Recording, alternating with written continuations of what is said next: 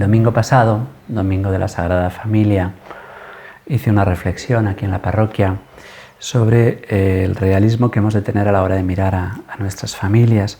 Muchas veces vemos que nuestra familia no es lo que habíamos soñado, vemos que a veces se puede parecer a una ruina de las promesas que habíamos recibido. Podemos sentirnos frustrados porque vemos muchas cosas. Es verdad que hay muchas familias que son un infierno.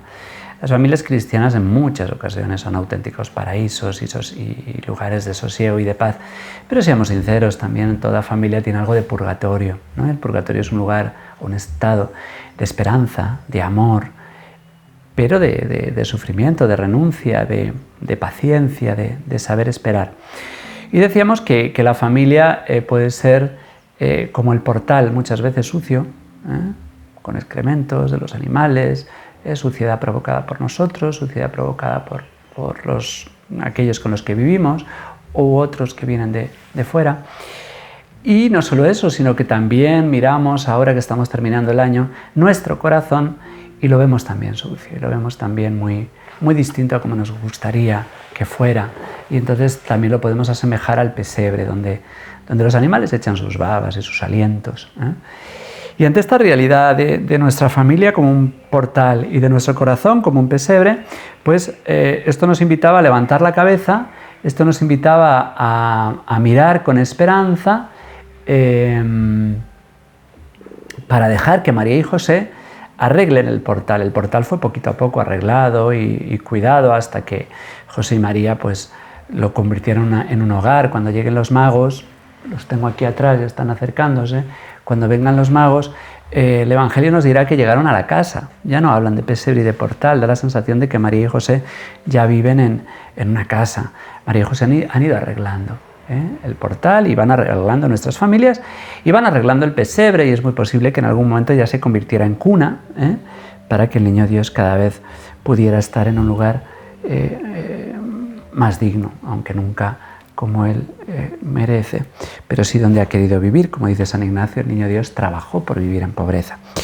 Pues bien, se nos habla, por lo tanto, de la paciencia, de saber esperar para que Jesús, María y José arreglen nuestra vida, nuestros hogares, si les dejamos con una oración frecuente, con un trabajo denodado, pues vamos viendo si sabemos confiar y esperar, que es de lo que quiero hablar hoy, que nuestra casa se vaya convirtiendo cada vez más en lo que hemos soñado y nuestro pesebre, nuestro corazón también. Bien, pues nos encontramos hoy con otra anciana, ayer con el anciano Simeón y ahora con la ancianísima Ana, una mujer que complementa la figura masculina de Simeón. Era una viuda muy anciana, podemos calcular, si dice el Evangelio, que enviudó muy joven, tras 7 años de matrimonio. Vamos a poner que como pronto Ana se casó a los 12 años, como pronto, pues menos de 19 años no tenía cuando enviudó, y estuvo 84 años viuda, por lo tanto tiene más de 100 años esta mujer. Aunque hay alguna traducción que dice que estuvo viuda hasta los 84, pero no se explicaría muy bien. Bien, sea lo que sea, es una mujer muy anciana. Y no se apartaba del templo día y noche. Todos conocemos a estas mujeres que no se apartan del Señor día y noche, que están siempre en el templo, que vienen a todas las convocatorias que hacemos los sacerdotes o que están ahí sentadas en el banco, mujeres y también varones. Y alguno puede mirar con desprecio, claro, como no tienen nada que hacer, les dieron los huesos al mundo, la carne al mundo y los huesos a Dios. Bueno, pues esto no es justo, aunque sí es verdad que hay muchas personas que encuentran al Señor en su ancianidad, que encuentran al Señor en su soledad, que encuentran al Señor en su enfermedad, y por eso vivimos tantos años, porque somos muy lentos. Vivimos tantos años, la mayoría, porque somos muy lentos para aprender, y a veces el Señor nos regala el poder llegar hasta ancianos, que ser anciano consiste en volverse a hacer niño, de un modo muy doloroso, de un modo muy difícil, pero de un modo muy educativo. Y por eso hemos de respetar y querer mucho a los ancianos y ayudarlos, porque aunque nos da mucha alegría ver a jóvenes en el templo, los ancianos han de ser en muchos sentidos nuestra prioridad. Seguramente son los que están más cerca del cielo o o de la llamada del Señor al juicio, y por lo tanto hay una prioridad en estas personas que a veces pueden ser lentas, pueden ser maniáticas, pueden ser sordas, repetitivas, lentas en reaccionar, pero no olvidemos que es muy probable que la mayoría de nosotros lleguemos también a esa situación y hemos de tratar a nuestros viejos, a nuestros ancianos, como que la palabra viejo es muy bonita, no la debemos desterrar de nuestro vocabulario. Hemos de cuidarlos como nos gustaría que nos cuiden a nosotros cuando lleguemos a esas situaciones, a veces bien dolorosas y bien misteriosas, incluso de enajenación mental, o de decrepitud, o de... ha de ser una meditación para nosotros en un mundo que el Papa Francisco llama siempre del descarte, ¿no? Pues es verdad, estas personas tienden a ser descartadas. Las leyes actuales de la eutanasia no están hechas sino para empujar a estas personas a que se sientan una carga y a que pidan la eutanasia para quitarse del medio, porque al fin y al cabo pues son personas que gastan mucho dinero. Nadie se acuerda de todo lo que produjeron en su día.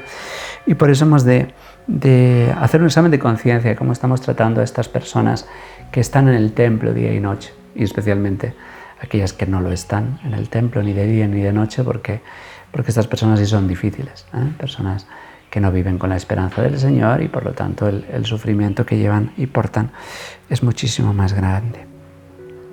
Bien, pues esta mujer se acercó, daba gracias a Dios y hablaba del niño a todos los que aguardaban la liberación de Jerusalén. El Señor había suscitado en todo Israel una expectación mesiánica, había una conciencia, el Espíritu Santo había movido a aquella población para que esperara al Mesías. Claro que, por desgracia, muchos lo esperaban como no era y donde no estaba, pero había ciertamente expectación mesiánica en Israel, y esta mujer hablaba a los que esperaban la liberación de Jerusalén, que no será como muchos imaginan, porque ese templo será destruido 70 años después, completamente hasta el día de hoy. La liberación de Jerusalén iba a consistir en otra cosa mucho mayor que la liberación externa de un gobierno opresor o colonial. Y dice el texto breve de hoy que cuando cumplieron todo lo que prescribía la ley del Señor, José y María se volvieron a Galilea, a su ciudad de Nazaret. Y cabe preguntarse, ¿y los magos? ¿Y Herodes? ¿Y Egipto? Bien, Lucas lo omite, sabe de su existencia, pero decidió no contarlo porque ya tenemos a San Mateo. Y ya tendremos ocasión de hablar de los magos y de la huida a Egipto. Y por último, San Lucas nos habla de este misterioso crecimiento de Dios, del cual habla dos veces, en dos ocasiones. En el mismo capítulo, el versículo 40, dice: el niño iba creciendo y robusteciéndose y se llenaba de sabiduría y de gracia, y la gracia de Dios lo acompañaba. Y 12 versículos más adelante dice, igual que también repite, María guardaba todas estas cosas meditándolas en su corazón. Después de la Navidad y después a los 12 años, después de la pérdida del niño en el templo, pues aquí, del mismo modo, después de la pérdida, nos dice, el niño crecía en sabiduría, estatura y gracia ante Dios y los hombres.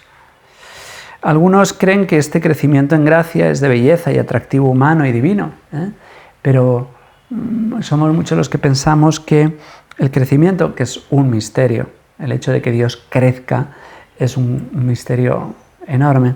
Pero bueno, hemos de pensar, Jesús creció en edad, en estatura, en su aspecto físico, creció en su aspecto intelectual, y esto es más difícil de explicar porque el Jesús como Dios que es, Él es el Verbo, Él es la persona divina del Verbo y por lo tanto no hay nada que desconozca el Verbo. Aunque Él hable de que no conoce ni el día ni la hora, no la conoce como hombre, pero sí la conoce como Dios. Es muy difícil de explicar esto, o imposible de explicar, porque no tenemos ningún parangón, no hay ningún elemento para comparar, ninguna analogía para comparar este conocimiento del Señor, que sea a la vez humano y divino. El Señor tiene una ciencia humana, una ciencia experimental, en la que sí puede crecer, es decir, el niño aprende a hablar realmente como hombre, aprende a atarse las sandalias, aprende el oficio de carpintero, pero como Dios lo conoce todo. Tiene una ciencia experimental, una ciencia infusa y tiene una visión beatífica como Dios que es. Tiene la ciencia que a veces es concedida a los santos, la ciencia infusa, pero además la ciencia divina que es omnisciente. Bien, pues el Señor crecía por lo tanto en estatura, este crecimiento intelectual que nos es un misterio, que Jesús a veces pregunte quién me ha tocado, por ejemplo.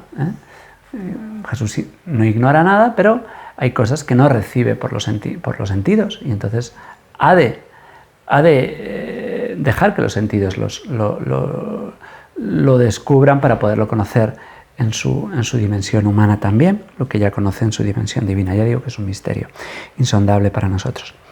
Pues aún más el hecho de que Jesús crezca en gracia. Nosotros no nos es difícil entender que crecemos en gracia porque cada vez vamos siendo mejores, vamos teniendo más crecimiento en las tres virtudes que nos son dadas en el bautismo, la fe, la esperanza y la caridad, en las virtudes teologales, en las virtudes cardinales, en las virtudes humanas, pero el Señor crece en gracia ante Dios y los hombres, porque su humanidad, y esto va a ocurrir de un modo muy especial en el bautismo del Señor, cuando el Espíritu Santo venga sobre Él, no porque Él no tenga el Espíritu Santo, porque está unido a Él desde toda la eternidad, pero su humanidad se capacita para la misión que se le encomienda. Algo así también hemos de explicar en la Virgen María, porque la Virgen María nace sin pecado y sin embargo va creciendo en gracia también. ¿Por qué? Pues como un globo la Virgen está llena, es la llena de gracia siempre, pero cada vez tiene más gracia. ¿Por qué? Porque cada vez tiene más capacidad. Bien, pues algo así ocurre con la humanidad de Cristo. Todo esto nos enseña, hermanos, a tener paciencia. Decía el hermano Rafael, San Rafael Arnaiz, que la ciencia en esta vida consiste en saber esperar. Y eso es algo que nos cuesta mucho. Ver la paciencia que tiene Dios, lo veíamos con las genealogías, lo veíamos el día que hablamos de la sabiduría del Señor, cómo el Señor nos pone muy nerviosos que los magos no le hayan regalado un reloj, que no tenga prisa. El Señor hace su tarea con su sabiduría, con esa serenidad que le caracteriza y que a nosotros tantas veces nos pone nerviosos por no caminar a su paso. Y encima exigimos y queremos que Él camine a nuestro paso. Pues somos nosotros los que nos hemos de adaptar a Él y vivir con esta serenidad, con esta paciencia. Los ancianos de ayer y de hoy, el anciano Simeón y la profetisa Ana, nos enseñan a vivir con paciencia, con serenidad, sabiendo que Dios se va abriendo camino en la historia y va cumpliendo sus promesas a su ritmo, que es siempre mejor que el nuestro, más sabio. Que la bendición de Dios Todopoderoso, Padre, Hijo y Espíritu Santo, descienda sobre ustedes y les acompañe siempre. Hasta mañana, si Dios quiere.